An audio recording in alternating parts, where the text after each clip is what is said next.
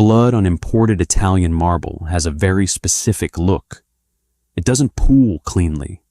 It streaks, ruining the pristine polish. Lorenzo despised messes in his restaurant, but when the heavy thud echoed over the low jazz, and he saw her, bruised, bleeding, shoved to the floor by a man who didn't yet realize he was breathing his last breaths, Lorenzo didn't care about the ruined floor. He cared about the quiet, burning defiance in her shattered eyes. "Bring her to me." Lorenzo Costa stood on the mezzanine of L'Eclisse, his hands resting lightly on the brass railing. The restaurant was his pride. It was a sanctuary of white truffle oil, dim amber lighting, and the soft clinking of imported crystal. More importantly, it was the only place in the city where he didn't feel the phantom weight of a loaded pistol pressing against his ribs. Down below, the Friday night dinner rush hummed with the quiet, expensive murmur of old money and corporate executives pretending to be cultured. He took a slow sip of his espresso. It was bitter, thick, and pitch black. Exactly how it should be. His underboss, Vincent, stood 2 paces behind him in the shadows. Vincent was built like a cinder block and possessed the social grace of one, but he was a ghost when he needed to be. They watched the floor together, a nightly ritual.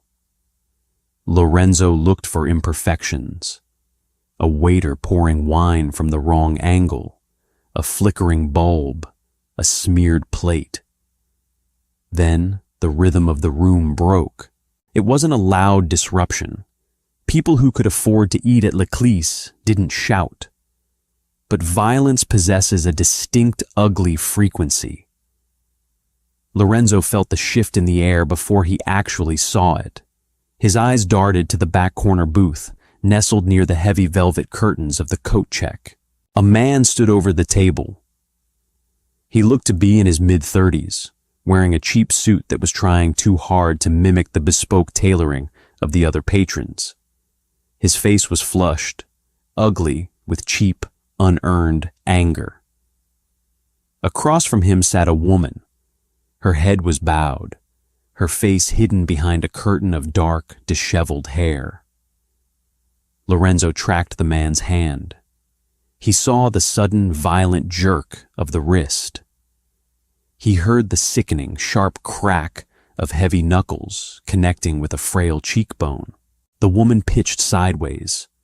She hit the edge of the heavy mahogany table on her way down, her elbow knocking over a half-full glass of vintage Barolo. The dark red wine spilled across the crisp, white linen tablecloth, dripping onto the floor like a freshly opened artery. She crumpled to the polished marble. Silence rippled outward from the booth, heavy and suffocating. Forks paused in mid-air. Waiters froze mid-step. The low jazz playing over the speakers suddenly sounded hollow and mocking. Lorenzo set his espresso cup down on the brass railing. The dull clink was the loudest sound on the mezzanine. The man, whose name Lorenzo didn't know and would never bother to learn, reached down and grabbed the woman by the fistful of her hair, hauling her halfway up off the floor. "Get up!" the man hissed. The perfect acoustics of the high-ceilinged room carried the desperate, pathetic sound of his voice straight to the mezzanine. "Stop embarrassing me, you stupid bitch!" The woman didn't scream. She didn't swat at his hands. She didn't plead for him to stop. As her head was yanked backward, Lorenzo caught his first clear look at her face. Her bottom lip was already split, a bright wet ribbon of crimson tracing down her pale chin. Her left eye was swelling, the skin around it turning a bruised, angry purple. But her right eye remained open. That was what made Lorenzo's chest tighten. It wasn't the wide, frantic, tear-filled look of a victim. It was the dead, hollowed-out stare of someone who had endured this 100 times before. It was the look of a woman who had already calculated the exact cost of surviving the next 5 minutes. It was an expression Lorenzo recognized instantly. He saw it in the mirror every morning when he tied his tie. "Boss?" Vincent's voice was a low gravel grinding in the quiet behind him. Lorenzo didn't blink. The man down below raised his free hand again, curling his fingers into a tight, trembling fist. "Take him to the alley," Lorenzo said. His voice was flat. The words tasted like cold ash in his mouth. "Break the hand he just used, then break the other one. If he makes a sound, cut out his tongue." Vincent nodded once, a sharp dip of his heavy chin. "And the girl?" Lorenzo looked down at the floor. The man had let go of her hair to readjust his grip, dropping her back to the ground. The woman had braced her bruised hands against the slick marble, trying to push herself up. Her fingers slipped in the spilled red wine. She didn't cry. She just gritted her teeth, readjusted her grip, and tried again. Lorenzo scanned the surrounding tables. The wealthy patrons just watched. Some looked horrified, others merely uncomfortable. A few men looked away entirely, paralyzed by the ugly reality bleeding into their pristine, insulated evening. None of them moved to help her. Cowards. "Bring her to me," Lorenzo said. He turned away from the railing and walked toward the heavy oak door of his private office. He didn't need to stay and watch Vincent work. He already knew the choreography of the violence that was about to unfold. Down below, Vincent and 2 floormen moved in. They didn't run. They glided through the tables with clinical, terrifying precision. One man stepped between the woman and her abuser. Vincent placed a massive, heavy hand on the man's shoulder. The man spun around, opening his mouth to yell, but the words died in his throat when he saw the dead, flat eyes of the men surrounding him. A heavy coat was thrown over the man's arm, concealing the cold steel barrel pressed hard against his ribs. He was escorted toward the back exit. He didn't fight. He just went pale and walked. Vincent turned back to the woman on the floor. He didn't offer a platitude. He just held out a massive, scarred hand. The woman stared at it for a long second.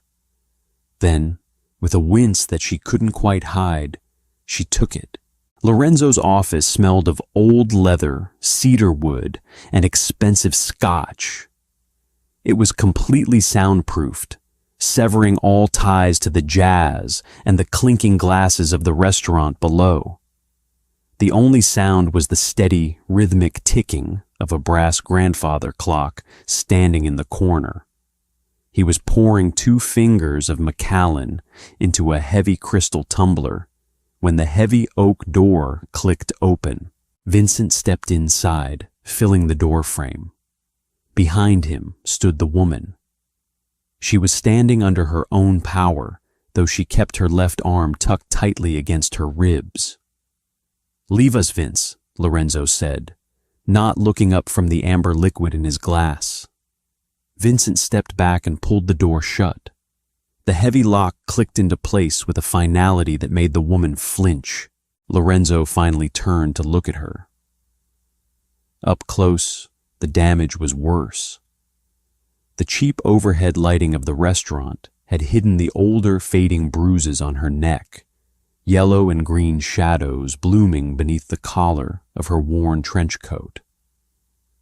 She was trembling, though she was trying violently to hide it, clenching her jaw so hard Lorenzo could see the muscle jumping in her cheek.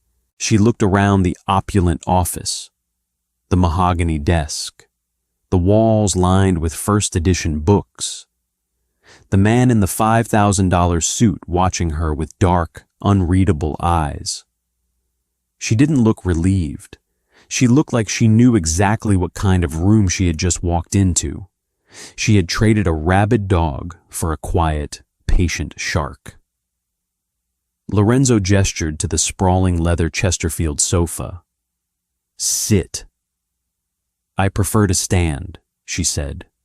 Her voice was raspy, scraped, raw. You have a concussion, Lorenzo replied smoothly, and you are currently bleeding onto a Persian rug that costs more than the car you drove here in. Sit down before you fall down. She hesitated, her eyes narrowing, but her knees gave a subtle, involuntary tremor, betraying her. She moved stiffly to the sofa and perched on the very edge of the leather cushion, keeping her back rigid. Lorenzo walked over to the wet bar. He didn't offer her empty comfort. He turned on the small silver tap, running the water until it was ice cold. He took a clean white bar towel, soaked it, and wrung it out. He walked back to the sofa and held it out to her. She stared at the towel. Then she looked up at him. What do you want? Right now, I want you to stop bleeding in my office. I didn't ask to be brought up here, and I didn't ask for a domestic dispute to ruin the ambiance of my dining room, Lorenzo countered, his tone perfectly even. Take the towel. She reached out and snatched the cold cloth from his hand, pressing it gingerly against her split lip. A sharp hiss of pain escaped her teeth, but she quickly swallowed it down. Lorenzo walked back to his desk, picked up his glass of scotch, and took a slow sip. The burn grounded him. He leaned against the edge of the heavy wood, crossing his ankles. He let the silence stretch, giving her time to process the adrenaline crashing out of her system. What happened to Greg? She finally asked. The towel muffled her words, but the edge of dread was clear. He was escorted out, Lorenzo said. Is he waiting for me? Greg is currently learning a new trade, Lorenzo said, swirling the liquor in his glass. One that doesn't require the use of his hands. You won't be seeing him tonight, or ever again if you have any sense of self-preservation. Nora slowly lowered the towel. She didn't gasp. She didn't cry for the man who had just beaten her. She just let out a long, heavy, exhausted sigh. She leaned her head back against the leather sofa, closing her unswollen eye. You shouldn't have done that, Lorenzo raised an eyebrow. I assure you, I can handle whatever pathetic repercussions a man wearing a polyester suit might try to bring down on me. It's not him, she muttered, her voice incredibly tired. He owes money, a lot of it, to people who don't care about restaurant floors or bespoke suits. They were coming for him tonight. He was drinking to numb the panic. When he panicked, he hit. Lorenzo stopped swirling his glass. He set it down on the desk. He owed money. Who? Does it matter? She opened her eye, fixing him with a cynical, hollow stare. I just lost my only buffer. When they can't find him, they'll come for me. They know where we live. I am Lorenzo Costa, he said. The name usually commanded immediate terror or groveling respect. In this city, yes, it matters. Give me a name. She looked at him, really looked at him for the first time. She took in the impeccable tailoring, the lack of a tie, the subtle bulge of a shoulder holster beneath his jacket. Then she looked down at his hands resting on the desk.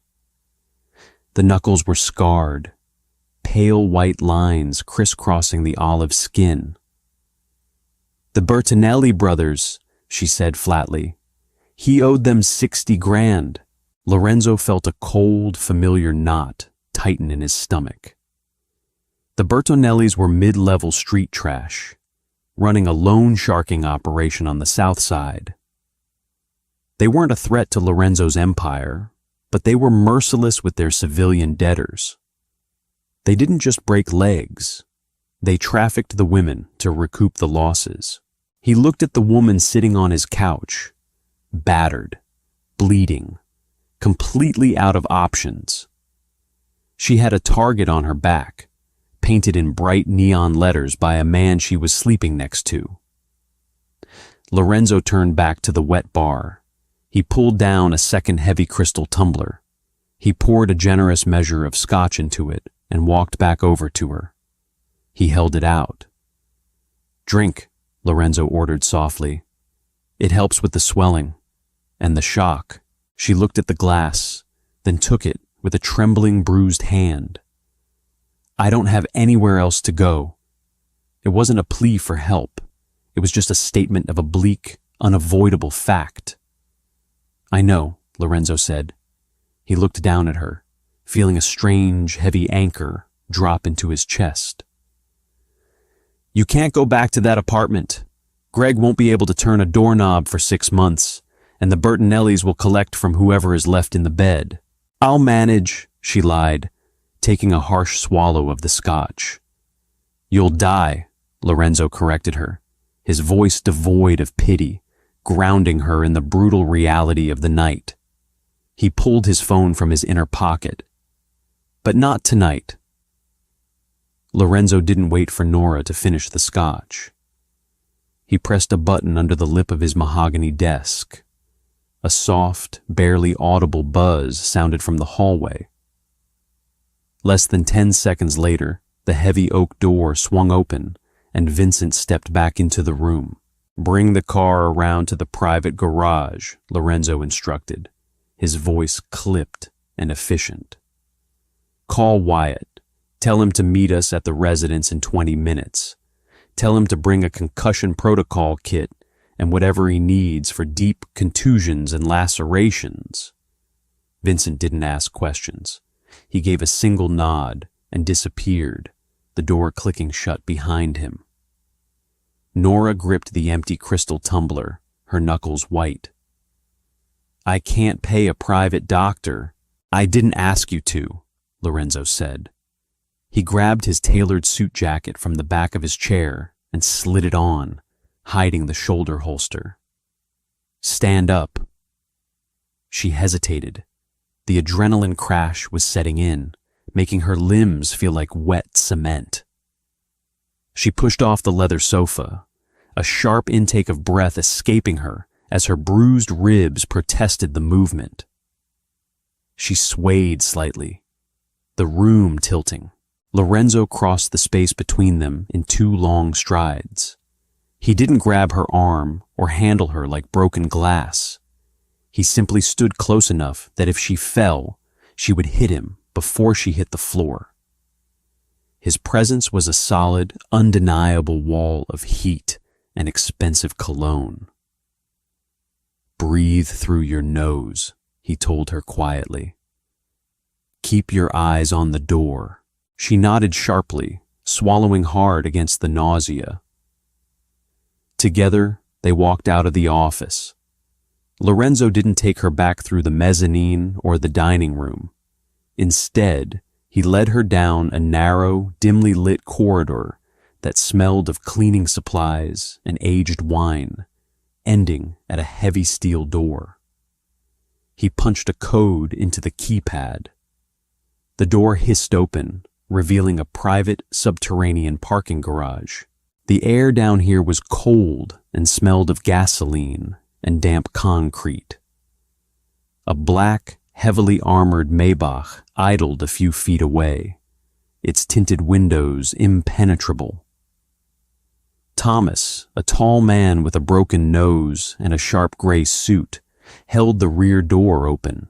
Nora climbed into the back. The leather seats were absurdly soft, swallowing her aching body. Lorenzo slid in beside her, leaving a respectful foot of space between them. The door slammed shut with a heavy, airtight thud that muted the hum of the engine to a distant vibration. As the car pulled out into the wet city streets, Nora stared out the window. The streetlights bled into long, blurry streaks across the rain-slicked glass.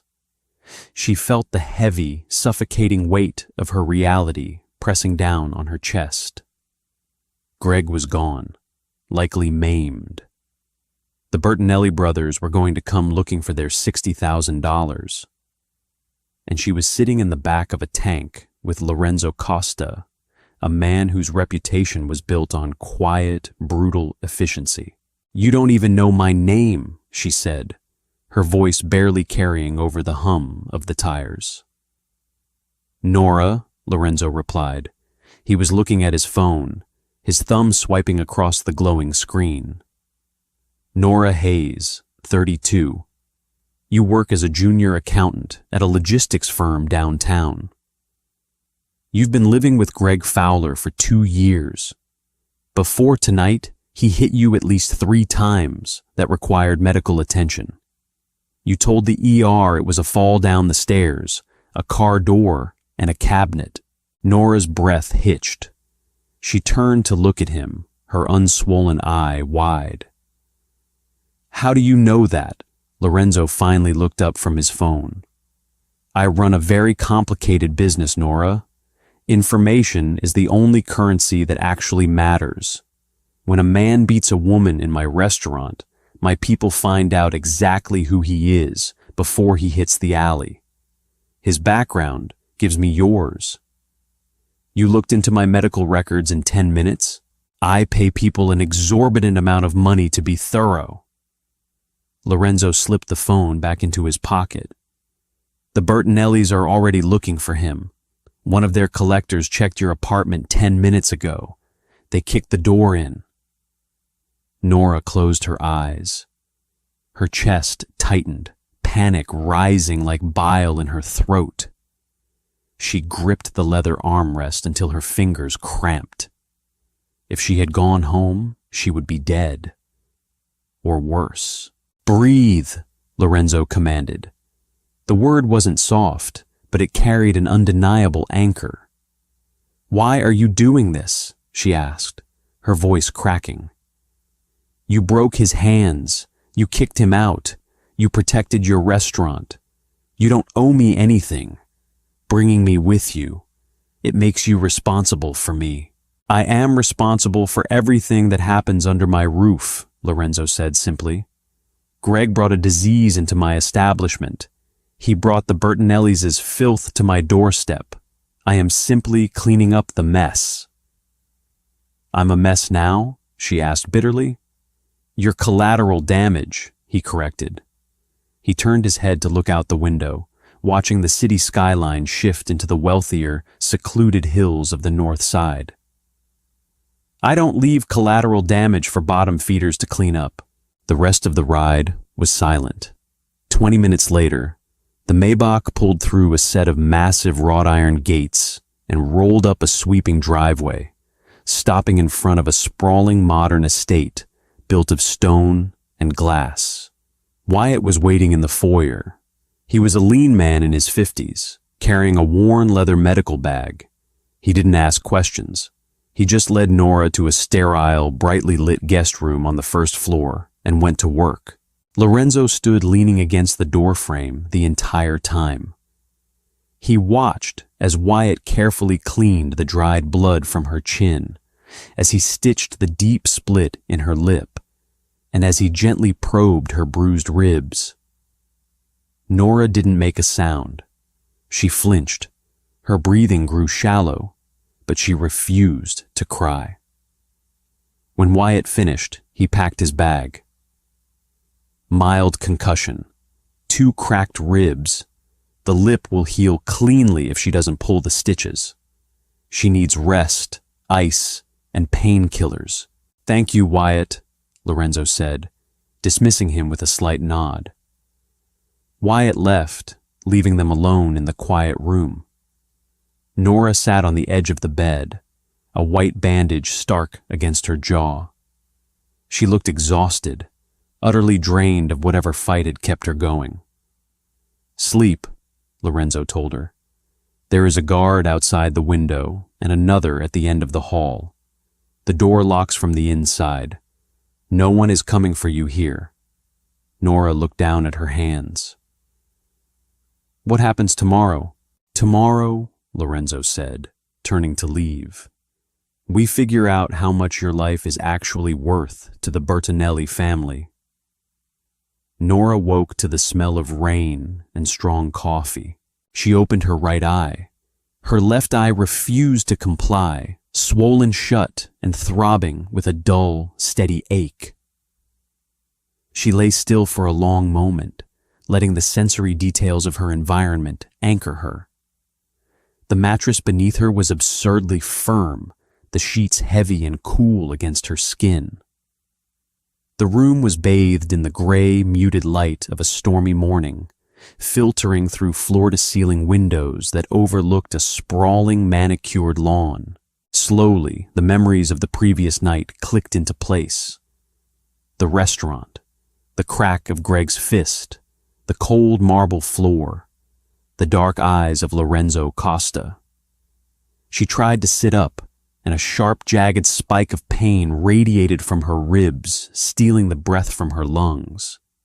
She gasped, falling back against the pillows.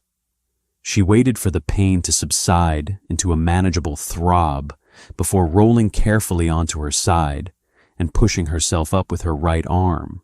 Someone had left folded clothes on the armchair near the door. A soft, oversized gray cashmere sweater and a pair of loose cotton trousers. Her own clothes, stained with wine and blood, were gone. She dressed slowly, her muscles stiff and uncooperative. The cashmere felt incredibly soft against her bruised skin, a stark contrast to the brutal reality of her situation. She opened the bedroom door. The hallway was empty, wide, and lined with understated, expensive art. She could hear the faint murmur of voices coming from down the hall. Following the sound, Nora found herself standing at the entrance of a massive, open-concept kitchen. The counters were dark granite, the appliances brushed steel. Lorenzo sat at the island, a tablet propped up in front of him, a steaming mug of black coffee in his hand. He was wearing dark trousers and a crisp white shirt, the sleeves rolled up to his forearms, revealing the faded ink of an old tattoo twisting around his left wrist. Vincent was standing near the refrigerator, holding a phone to his ear. He saw Nora first and stopped talking, lowering the phone. Lorenzo looked up from his tablet.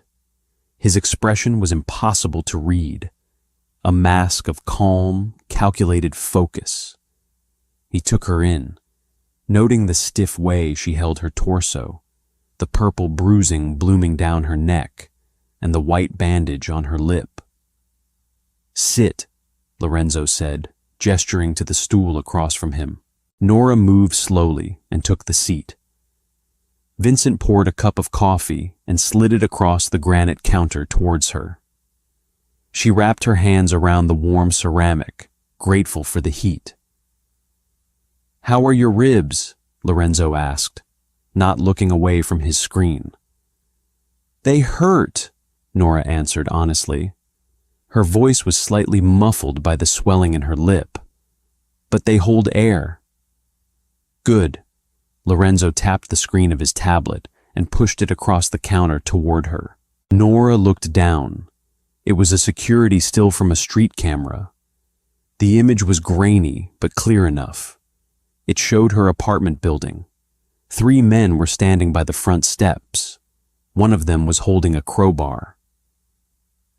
"That was taken at 4 o'clock this morning," Lorenzo said, taking a slow sip of his coffee. The Bertinellis realized Greg wasn't coming home. They also realized his car was still parked at his office. They assumed he ran, and they assumed you knew where he went. Nora's stomach dropped. She stared at the men in the photo. They looked impatient. They looked violent. They tore the apartment apart? "Down to the floorboards," Vincent grunted from the corner.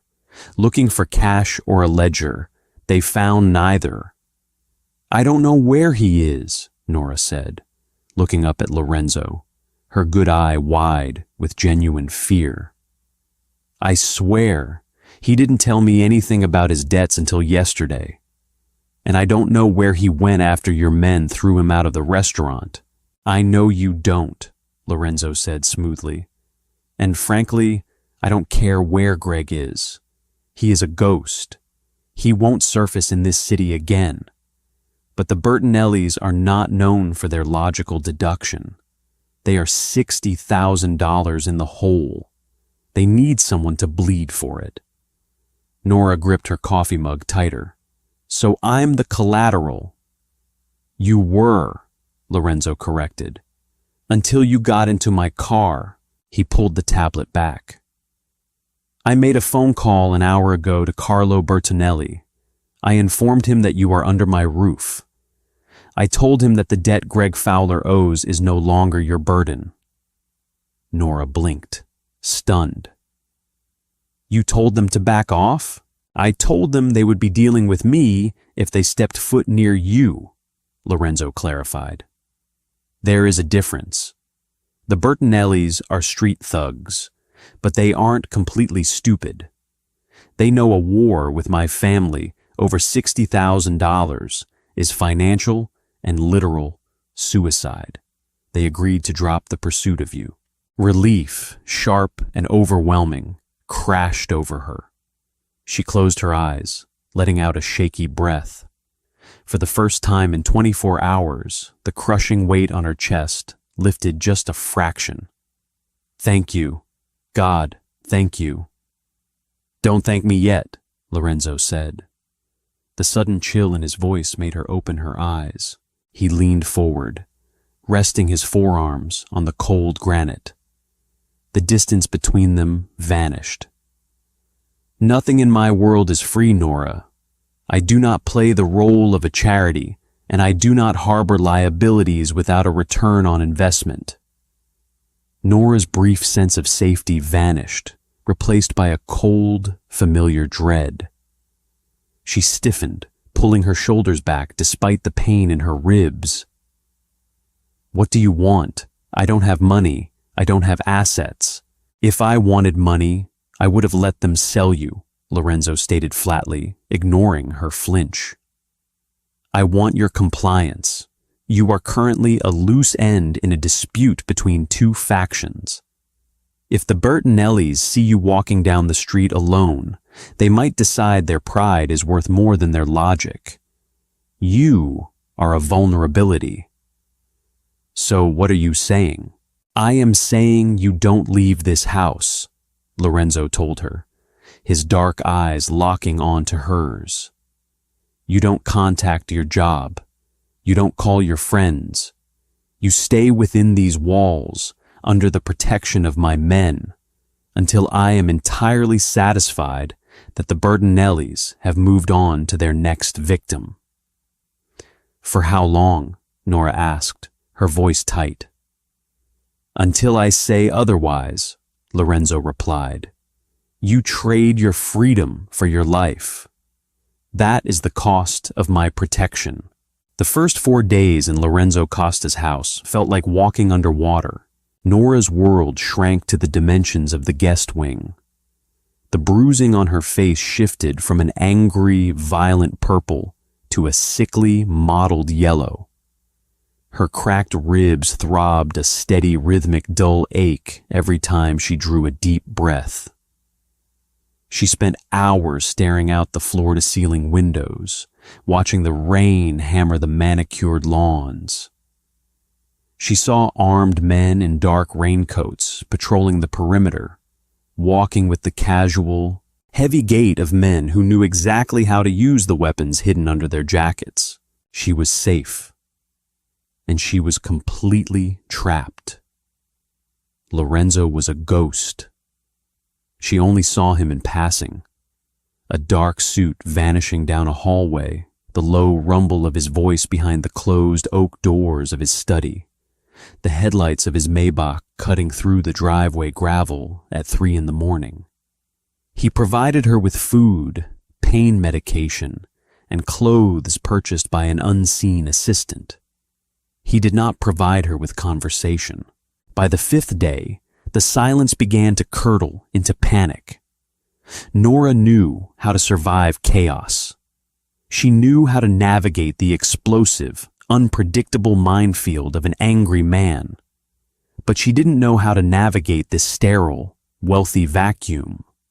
The idleness was giving her brain too much time to conjure images of the Bertinellis tearing her apartment apart, or Greg waiting for her in a dark alley with his newly healed, broken hands. She needed an anchor. She needed to work. On the evening of the 6th day, Nora left her room. The house was quiet, save for the low crackle of a fire burning in the massive living room hearth. She walked down the long corridor toward the east wing, her bare feet silent on the Persian runners. She didn't knock when she reached Lorenzo's study. She just turned the heavy brass knob and pushed the door open. Lorenzo was sitting behind a massive teak desk, bathed in the sharp white light of a desk lamp. The rest of the room was swallowed in shadow. He didn't flinch or look up immediately. He finished signing a document, capped his fountain pen, and finally raised his eyes. "The door was closed for a reason, Nora," he said. His voice wasn't angry, just distinctly cold. "I'm losing my mind," she said. She stepped into the room, refusing to hover in the doorway.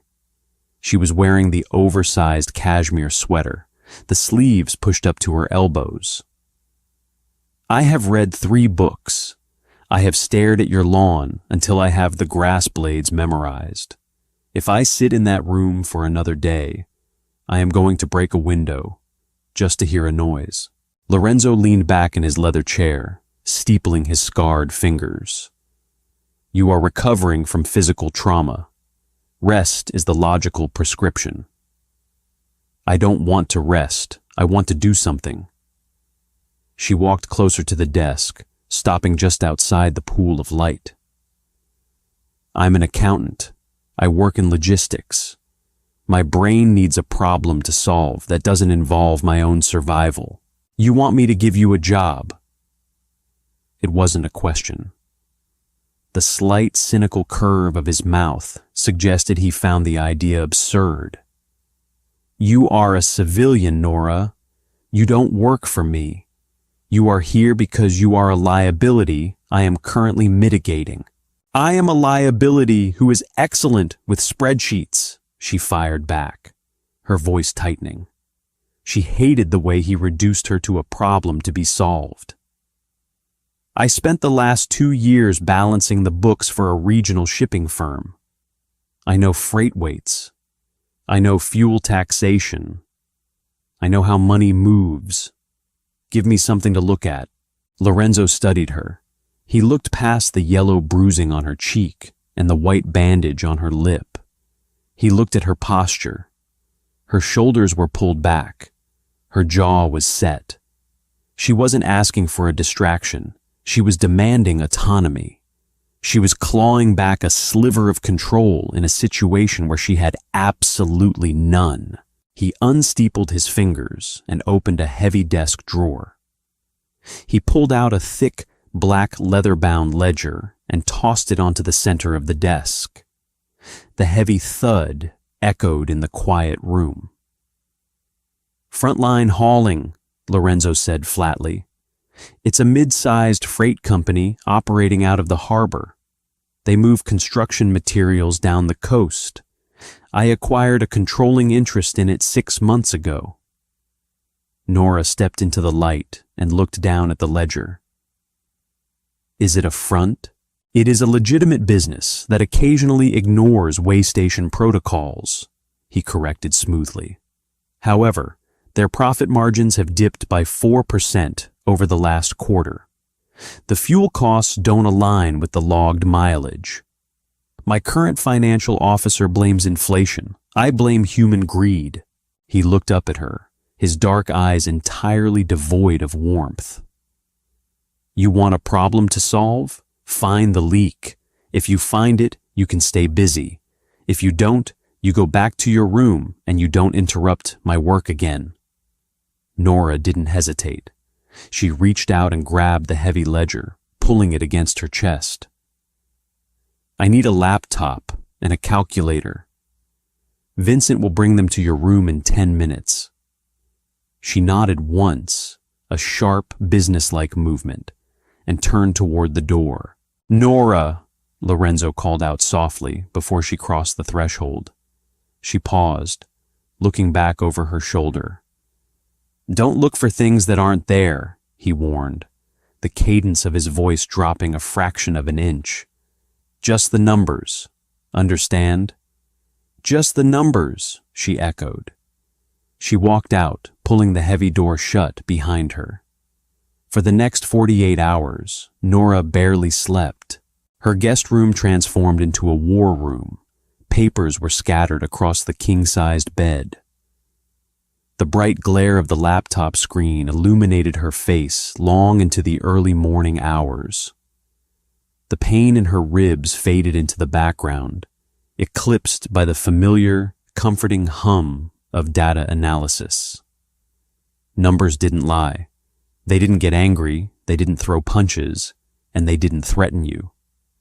They simply existed, waiting to be organized. Frontline hauling was a mess. Whoever had been running the books was sloppy, relying on the sheer volume of daily transactions to hide the discrepancies. But Nora was meticulous. She cross-referenced the diesel fuel receipts against the GPS mileage logs of the trucks.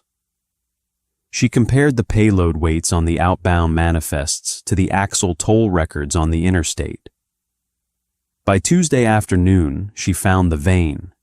It wasn't a leak, it was a hemorrhage. She gathered her notes, stacking them into a neat, precise pile. She walked out of her room, down the long corridor, and straight to Lorenzo's study. This time, Vincent was standing outside the door, his massive frame blocking the wood. He's on a call, Vincent rumbled, crossing his thick arms. Interrupt him, Nora said. Vincent raised a thick, scarred eyebrow. He looked at her as if she were a small, suicidal bird. I don't interrupt the boss. Then I will. Nora sidestepped the giant man, reached for the brass handle, and pushed. Vincent let out a low growl of warning, but he didn't grab her. Lorenzo was standing by the window, a phone pressed to his ear. He turned sharply as the door banged open, his eyes narrowing in instant irritation. He said 2 clipped words in rapid, angry Italian into the receiver, hung up, and tossed the phone onto the desk. I explicitly remember telling you to stay in your room unless invited, Lorenzo said. The temperature in the room dropped 10 degrees. Nora walked straight to the desk and dropped her stack of notes onto the teak surface. Your financial officer isn't blaming inflation. He's blaming ghosts because he's terrified of whoever is actually stealing from you. Lorenzo stared at the papers, then looked up at her. The anger in his eyes shifted, replaced by a sharp, calculating focus. He walked slowly back to his chair and sat down. Explain. Trucks 4, 7, and 9, Nora said, pointing to the top sheet of paper. Her voice was steady, the raspy weakness entirely gone. They run the southern route. On paper, they are hauling steel rebar. Steel is heavy. It burns a massive amount of fuel. The fuel receipts match a maximum payload. But, Lorenzo prompted. But I checked the interstate weigh station logs that you had filed in the back of the ledger, Nora continued, tapping the page. Those 3 trucks are crossing the scales 20,000 pounds under capacity. They aren't hauling steel, they are hauling empty air. But they are billing the company for the fuel required to move the steel and pocketing the difference. Lorenzo didn't speak. He reached out and pulled the paper toward him, his eyes scanning the neat columns of numbers she had handwritten. It gets worse, Nora said, bracing her hands on the edge of the desk. They aren't just stealing the fuel money. They are selling the steel. They log the inventory out of your warehouse, dump it at an off-book scrapyard or secondary buyer, and then drive the empty trucks down the southern route to make the mileage look legitimate. Over the last quarter, they have stolen roughly $200,000. Silence settled heavily over the room. Lorenzo continued to stare at the paper. Nora watched his face, waiting for the explosion. She expected anger. She expected him to shout for Vincent. Instead, Lorenzo slowly looked up. He didn't look angry. He looked profoundly, dangerously calm. "Who signed off on the warehouse manifests for those 3 trucks?" he asked quietly. "A floor manager named Russo, and the driver for truck 7 is a man named Dominic Bertonelli." Lorenzo's gaze snapped up to hers, locking onto her face with the force of a physical blow. The silence stretched until it was suffocating. "Bertonelli," Lorenzo repeated, the name tasting like poison on his tongue. "Carlo Bertonelli's cousin," Nora confirmed, her voice dropping to a whisper. "The men looking for my ex-boyfriend, they aren't just street thugs. They are systematically bleeding one of your legitimate fronts to fund their own operations." Lorenzo stood up. He moved around the edge of the desk, stopping mere inches from her. The proximity made her breath hitch, but she forced herself not to step back. He reached out, his large, calloused hand rising toward her face. Nora flinched instinctively, her eyes clamping shut. But the blow never came. Instead, 2 cold fingers gently gripped her chin, tilting her face upward. She opened her eyes. Lorenzo was looking down at her, his expression unreadable. He studied the fading yellow bruise on her cheek, the neat black stitches in her lip. "You flinch like a woman who expects to be hit for speaking the truth," he murmured, his thumb brushing a millimeter below her bruised skin. "It's a hard habit to break," she whispered. "Break it," Lorenzo commanded softly. He dropped his hand and stepped back, his posture instantly returning to that of a general going to war. "You just gave me the justification I need to wipe the Bertonelli crew off the map. You did excellent work, Nora." Before she could respond, the heavy study door swung open again. Vincent stepped inside. He didn't look at Nora. He looked straight at Lorenzo, his heavy jaw tight. "Boss," Vincent said, his voice a low, gravelly rumble. "We have a problem. Carlo Bertonelli just firebombed one of our distribution centers on the south side. He sent a message." Lorenzo didn't blink. He just buttoned his suit jacket. "What was the message, Vince?" "He says the $60,000 debt is void," Vincent replied grimly. "He says he wants the girl back, or the next bomb goes into the restaurant." The silence in the study didn't shatter. It thickened. Nora looked between the 2 men. Vincent was practically vibrating, his thick hands curling into fists at his sides, waiting to be unchained. Lorenzo simply stood behind his desk, his face a chilling, motionless mask of carved granite. "They bombed the distribution center," Nora whispered, the reality of the word struggling to take a root in her mind. "Because of me. They bombed a concrete shell full of insured drywall, because Carlo Bertonelli is an impulsive, short-sighted dog," Lorenzo corrected, his voice flat and devoid of panic.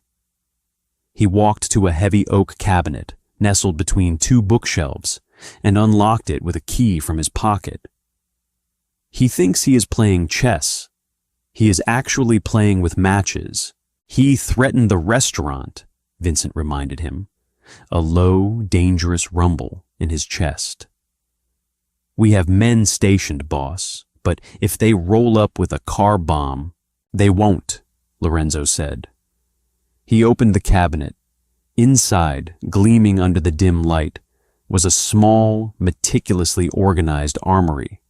Handguns, suppressors, spare magazines. Carlo is a street hustler. He wants cash and he wants territory.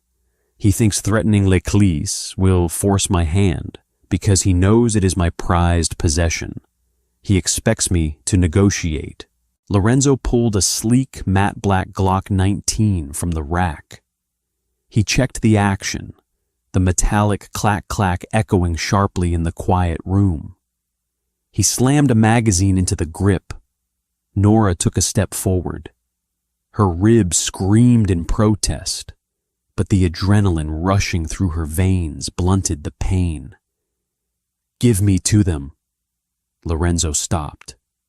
He slowly turned his head to look at her. His dark eyes were bottomless, pinning her to the floor. "It's $60,000, Nora said, her voice shaking, but her jaw set in stubborn defiance. "I can find a way to pay it. I'll sign over my wages. I'll work it off. But if they bomb your restaurant, people will die. Innocent people who just wanted to eat dinner. Your staff. I am not worth collateral damage on that scale." Vincent let out a short, cynical bark of laughter from the doorway. Lorenzo didn't laugh. He stepped away from the armory and walked back toward her, stopping only when the toes of his custom leather shoes touched her bare feet. "Let me explain how power works in this city, Nora," Lorenzo said, softly. The proximity was overwhelming, smelling of gun oil and expensive scotch. "If I hand you over to Carlo Bertonelli tonight, I am telling every crew, every syndicate, and every bottom-feeding loan shark that Lorenzo Costa can be bullied. I am broadcasting that if you threaten my property, I will compromise my pride. If I give you to him, I am no longer the king of this city. I become a dog, fetching a stick." He leaned in, his voice dropping to a gravelly, terrifying whisper. "You are not a person to him anymore. You are a bargaining chip. And I do not negotiate with thieves who steal from my company and set fire to my warehouses. You stay here." "I don't want people to bleed for me," she insisted, her unswollen eye welling with unshed, frustrated tears. "They aren't bleeding for you," Lorenzo replied coldly. "They are bleeding because they crossed me. Your presence is merely the catalyst." He turned his back on her, dismissing her completely. He looked at his underboss. "Vincent, call Thomas and the strike team. Tell them to meet us at the salvage yard on the riverfront, the one Frontline Hauling uses for its scrap drops." Vincent nodded sharply. "We going after Dominic?" "Dominic is running the logistics for their theft. That means he knows where Carlo sleeps," Lorenzo said, slipping the Glock into his shoulder holster and pulling his tailored suit jacket over it. He looked perfectly composed, like a man heading to a board meeting rather than a bloodbath. "We find Dominic, we find Carlo, we end the Bertonelli bloodline by sunrise." Lorenzo walked past Nora, moving toward the door. He paused just as he reached the threshold. He didn't look back at her, but his voice carried clearly over his shoulder. "Lock the study door from the inside," Lorenzo commanded. "Keep the ledger. See if they've been bleeding any of the other coastal routes. Do not open this door for anyone except me." "What if you don't come back?" she asked, the question slipping out before she could swallow it. Lorenzo finally turned his head, just enough to catch her eye. A grim, dangerous smirk played at the corner of his mouth. "Then you had better learn how to shoot, Nora. But I wouldn't worry about it. I have a restaurant to run tomorrow." He stepped out into the hallway. Vincent followed, pulling the heavy oak door shut. The click of the heavy lock falling into place sounded like a gunshot in the empty room. Nora stood completely alone in the dim light of the study. Her heart hammered against her bruised ribs. She looked at the heavy leather ledger sitting on the desk. She looked at the empty space in the armory cabinet. She walked over to the desk, sat down in Lorenzo's heavy leather chair, and opened the ledger. The numbers were waiting. The riverfront salvage yard smelled of wet iron, stagnant water, and decaying oil. Rain lashed down in thick, freezing sheets, turning the ground into a treacherous mire of thick black mud and rusted shrapnel. Lorenzo's Maybach idled a block away, hidden in the shadows of a dilapidated overpass. He stood in the pouring rain, the water slicking his dark hair to his forehead, watching the corrugated steel gates of the yard. 4 dark SUVs were parked inside the perimeter fencing. 2 men in heavy canvas jackets stood near a corrugated tin office, smoking cigarettes under a rusted awning. "They're moving the steel tonight," Thomas muttered, wiping rainwater from his eyes. He crouched beside Lorenzo behind a stack of rotting wooden pallets. "Dominic is inside the office. Saw him walk in 5 minutes ago. They look rushed." "They know I'm coming," Lorenzo said. His voice was a calm, steady rhythm against the chaotic drumming of the rain. "They just didn't expect me to come here. They thought I would fortify the restaurant." Vincent racked the slide of his tactical shotgun, the heavy metallic chunk carrying over the wind. "Orders, boss?" "The 2 on the door are collateral. Drop them," Lorenzo said, drawing his Glock. "Dominic breathes until I tell him to stop. Everyone else is fertilizer." They moved. There was no battle cry. There was no hesitation. Lorenzo's men were ghosts trained in the art of sudden, overwhelming violence. Thomas took the left flank, Vincent took the right, and Lorenzo walked straight up the middle. The 2 smoking guards didn't even have time to drop their cigarettes. Suppressed fire whispered through the rain, thwip thwip, and both men folded into the mud, their skulls shattered before they registered the threat. Lorenzo didn't break his stride. He stepped over the twitching bodies and kicked the tin door of the office. The cheap lock tore out of the frame. Inside, the cramped office smelled of stale beer and cheap cigars. 3 men scrambled from a folding card table, their hands darting toward their waistbands. Lorenzo shot the first one in the throat. The man collapsed over the table, sending dirty playing cards and loose cash scattering across the linoleum. Vincent filled the doorway a second later, the roar of his shotgun deafening in the enclosed space. The second man was thrown backward through a plate glass window, his chest a ruined mess of blood and bone. The third man, Dominic Bertinelli, froze. He had a revolver halfway out of his holster, but Lorenzo's Glock was already pressed flush against the bridge of his nose. "Draw it," Lorenzo whispered, his eyes devoid of anything remotely human. "Give me an excuse." Dominic's breath hitched in his throat. He was a stocky man with a receding hairline and terrified, wet eyes. He slowly raised his hands, letting the revolver slip back into its holster. "Costa, listen, man. We can talk about this. Carlo is just pissed." Lorenzo hit him. He didn't use the gun. He stepped into the strike, driving his left fist squarely into Dominic's floating ribs. The crack of bone was distinct. Dominic crumpled to his knees, gasping for air, clutching his side as the wind was forcefully evicted from his lungs. Lorenzo grabbed a fistful of Dominic's greasy hair and yanked his head back, forcing the man to look at him. "You hauled 20,000 pounds of phantom steel down the southern corridor on Tuesday," Lorenzo stated. It wasn't a question. You billed my company for the fuel, and you sold my inventory to a secondary buyer to fund your cousin's pathetic street operation. Dominic stared at him in wide-eyed, gasping horror. How did you know that? The books were clean. The manager signed off. I have a very capable accountant, Lorenzo said coldly. Where is Carlo? He'll kill me, Dominic wheezed, blood flecking his lips. I am already killing you, Dominic. You are currently bleeding internally, Lorenzo replied, his tone entirely conversational. The only variable left to decide is how much it hurts before your heart stops. Give me the location. Dominic broke. He sobbed, a wet, ugly sound that mixed with the heavy rain drumming against the tin roof.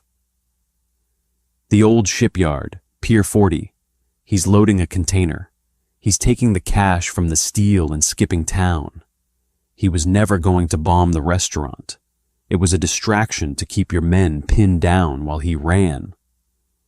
Lorenzo processed the information in a fraction of a second. Carlo was running. The bomb threat was a bluff to buy time. Thank you, Lorenzo said. He stepped back. He didn't look at Vincent, but he gave a subtle, one-fingered gesture. Lorenzo turned and walked out of the office, stepping back out into the freezing rain.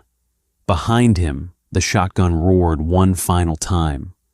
The tin walls rattled. Then silence. 50 minutes later, Lorenzo pushed open the heavy oak door of his study. The fire had burned down to glowing embers.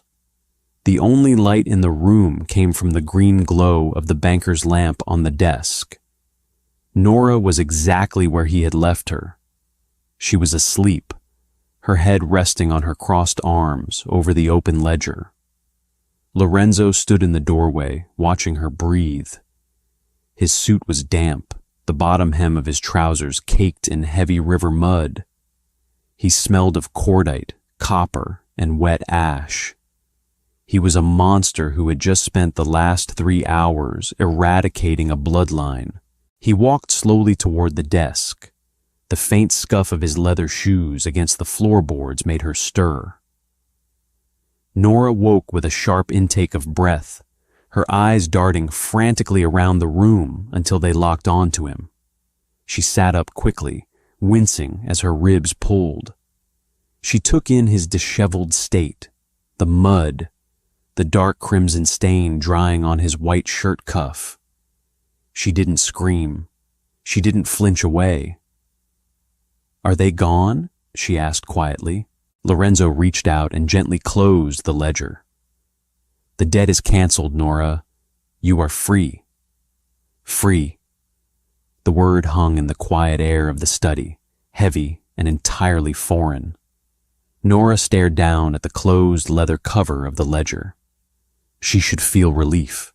She should be crying, thanking him, packing the oversized cashmere sweater she was wearing, and running as fast as her bruised ribs would allow away from the man who smelled of cordite and wet ash.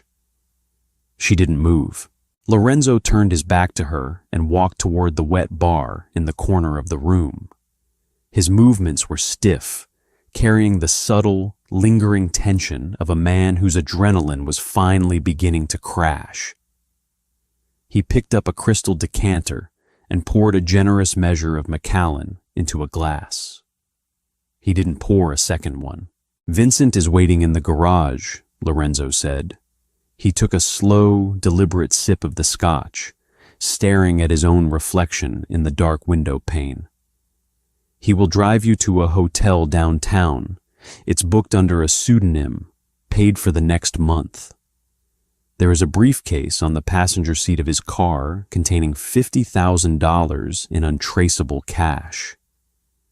It is more than enough to break your lease, replace whatever the Bertinellis destroyed, and relocate to a different city. Nora slowly lifted her head. She looked at his broad shoulders, the damp, ruined fabric of his bespoke suit, the dark crimson stain drying on his white cuff. "You're paying me off," she said. Her voice was raspy, but the tremor was completely gone. "I am giving you a clean slate," Lorenzo corrected, not turning around. "The people hunting you are dead. The man who hit you is a ghost. You have a chance to disappear and start over. I suggest you take it before the sun comes up." Nora stood up. The sudden movement sent a sharp, jagged spike of pain through her ribs, but she gritted her teeth and swallowed the gasp before it could reach her lips.